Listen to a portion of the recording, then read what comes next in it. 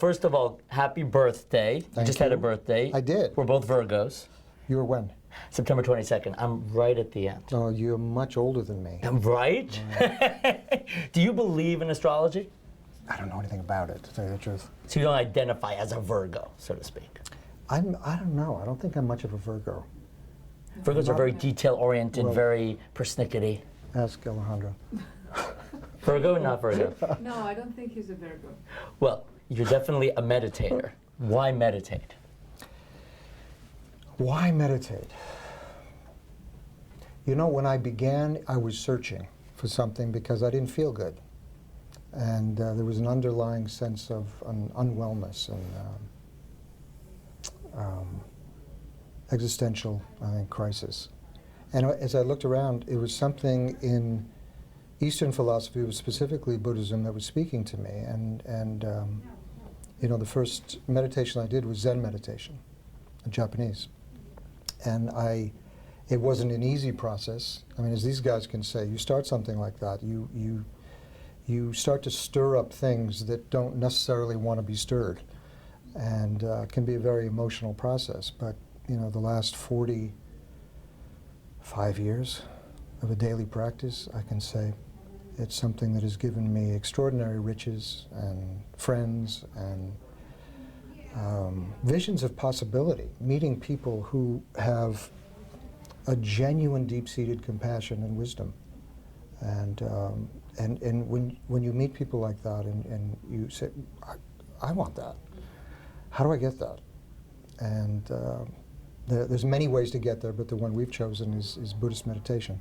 On a professional level, Yeah. how has meditation helped you get into character? I don't know. Look, that kind of a thing meditation doesn't have anything to do with what you want. You know, it's a different type of experience. So it's not, in a way, of course, it's going to affect everything you do. And there is an element to meditation that is purely concentration. And certainly the ability to concentrate helps entering a character's world, for sure. And on a movie set, you know, the ability to concentrate and stay in character.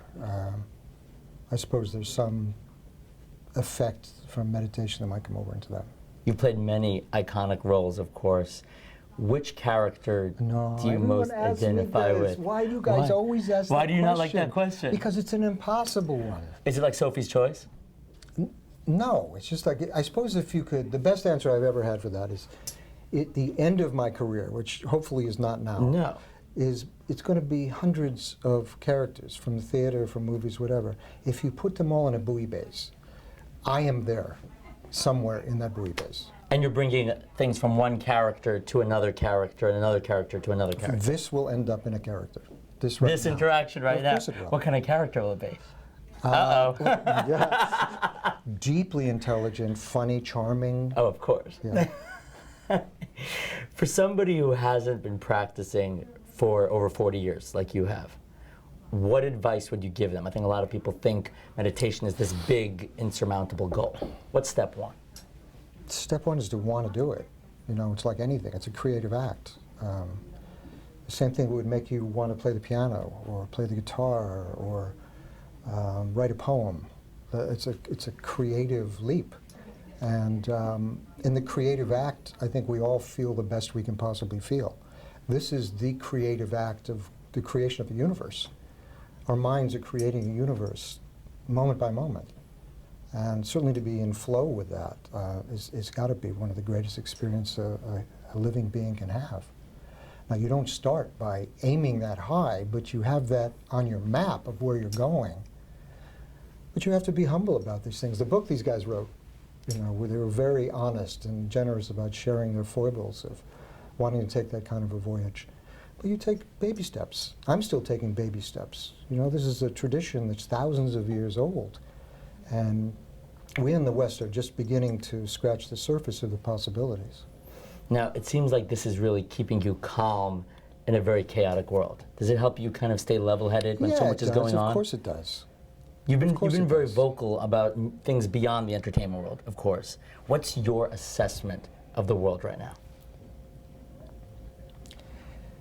You know, there was a wonderful thing in Dan Goleman's wife's book of a few years ago. There was a Emotional story she alchemy. told. What is it? Emotional alchemy. Emotional Alchemy by Tara Goleman.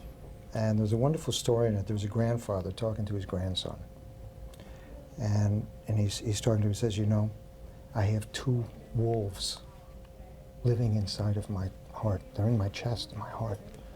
One of them is wonderful and loving and kind. The other one is vicious and really just a horrible, horrible thing, violent and wants to kill the other.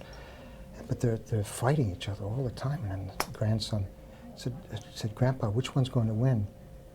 And the grandfather said, whichever one I feed. I love it. Thank you for feeding us, Richard Gere. Thank you.